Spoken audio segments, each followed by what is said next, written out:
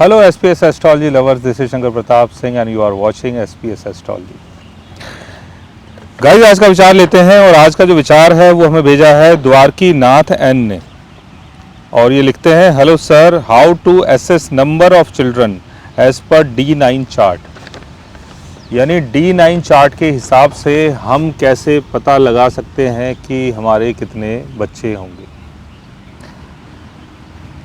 देखिए, D9 chart को अगर आपको समझना है तो D9 जो चार्ट है ये 35 की एज के बाद एक्टिवेट होता है। यानी इसका जो रिजल्ट है आपको 35 की एज के बाद थोड़ा सा क्लियर दिखाई देता है, क्योंकि आपके जीवन में जो भी बदलाव आ रहा है वो D9 चार्ट में दिखाई देगा। तो बदलाव जो है वो तो 25, 26, 27, 30, 35 के आसपास तक होता है।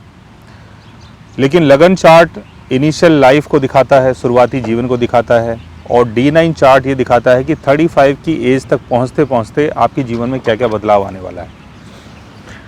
तो बदलाव तो बहुत सारी चीज़ों में होगा।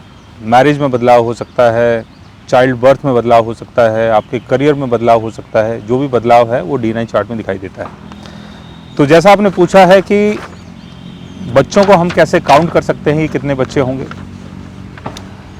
इसके लिए आपको D9 चार्ट के 5th हाउस को देखना है, 5th हाउस के लॉर्ड को देखना है। और ये काउंट करना इतना इजी नहीं है, क्योंकि ग्रहों की पोजीशन, दूसरा किस राशि में आपका जो प्लेनेट है वो प्लेस्ड है, उसके ऊपर कौन से प्लेनेट का एस्पेक्ट पड़ रहा है, और 5th हाउस का लॉर्ड किस प्लेनेट के साथ कहाँ पर बैठा हुआ है, 5th हाउस में कौन सा प्लेनेटरी कॉम्बिनेशन बन रहा है आपके चार्ट में, ये सारी चीज़ें समझने वाली चीज़ें हैं। लेकिन सिंपल तरीके से अगर हम चीज़ों को समझें कि मंगल अगर 5th हाउस में है तो 2 या 3 बच्चों का योग बनता है, जुपिटर अगर 5th हाउस में है तो 3 से 4 बच्चों का योग बनता है, जुपिटर और मंगल अगर 5th हाउस में है तो 4-5 बच्चों का योग बनता है, और राहु अगर 5th हाउस में है तो मल्टीपल चाइल्ड्स का योग बनता है। कई बार कि 10, 11, 12 बच्चे जैसे एक साथ होते हैं, आपने देखा होगा कि कई बार बच्चे एक साथ हो जाते हैं, जुड़वा बच्चे हो जाते हैं। और केतु की प्लेसमेंट अगर 5th हाउस में होती है, 5th हाउस के लॉर्ड के साथ होती है, तो चाइल्ड अडॉप्शन का योग बनता है। वीनस की प्लेसमेंट अगर 5th हाउस में होती है तो फीमेल चाइल्ड का योग बनता है। मून की प्लेसमेंट अगर 5th हाउस में होती है तब भी फीमेल चाइल्ड का योग बनता है। शनि की प्लेसमेंट अगर 5th हाउस में होती है, और शनि अगर मान लेते हैं कि जैसे लिब्रा साइन में है, लिब्रा साइन में अगर शनि है, या शनि एक्वेरियस साइन में है, अगर एक्वेरियस साइन में अगर शनि होगा तो कई बार बच्चे होते भी नहीं हैं। और लिब्रा साइन में अगर शनि होता है तो इसमें 6-7 बच्चों का योग बनता है। और मरकरी की प्लेसमेंट अगर 5th हाउस में होती है तब भी एक आध चाइल्ड का योग बनता है। तो ऐसे बहुत सारे योग हैं, मतलब आप बिल्कुल क्लियर तरीके से ये समझ नहीं सकते हैं कि कितने बच्चों का योग है।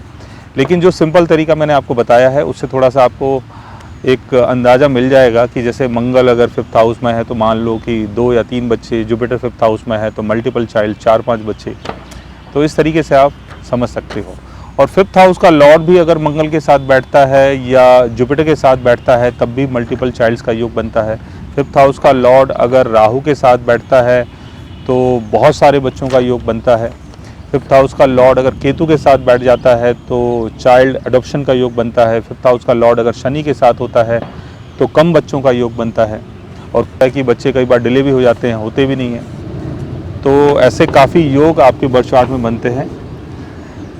तो आपका क्वेश्चन बहुत अच्छा था कि D9 चार्ट से हम कैसे समझ सकते हैं कि कितने बच्चे होंगे और क्या उनका वो होगा।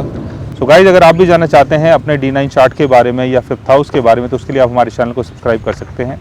और अगर आप हमसे बात करना चाहें, कंसल्ट करना चाहें, पर्सनली हमसे मिलना चाहें, तो आप हमारी वेबसाइट के थ्रू, हमारे ऐप के थ्रू हमसे मिल भी सकते हैं, बात भी कर सकते हैं, और गाइज आप हमसे कंसल्ट भी कर सकते हैं। So guys, take care, love you all and good.